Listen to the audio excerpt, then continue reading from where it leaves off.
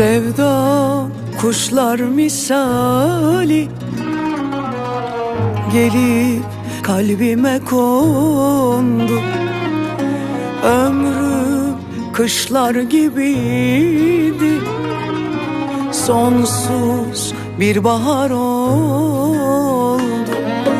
Esmer bir akşam vakti senle yeniden doğdum. Benden çaldıkları, unut dedikleri, kaybettiğim kaderi buldum.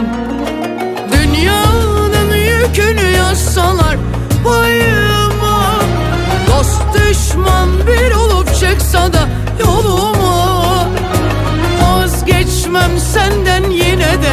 Ben aşkla yürürüm ateşe, yeter ki sen ellerimden tut. Dünyanın yükünü yazsalar payıma, dost düşman bir olup çıksa da yoluma, vazgeçmem senden yine de. Ben aşkla yürürüm ateşe, yeter ki sen ellerimden tut.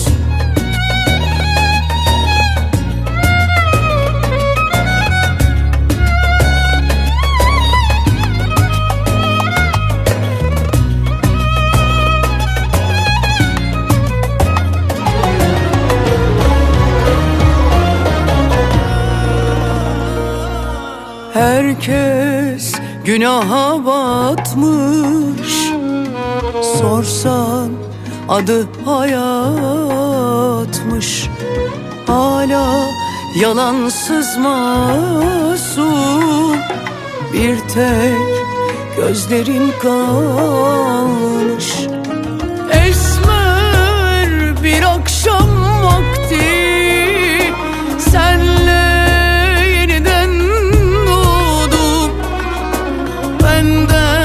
çaldıkları, unut dedikleri, kaybettiğim kaderi buldum.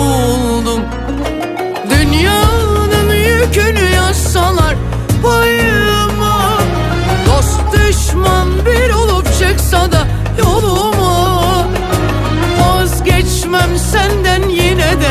Ben aşkla yürürüm ateşe, yeter ki sen ellerimden tut. Dünyanın yükünü yazsalar payıma, dost düşman bir olup çıksa da yoluma, vazgeçmem senden yine de. Ben aşkla yürürüm ateşe, yeter ki sen ellerimden tut. Yeter ki sen ellerimden tut.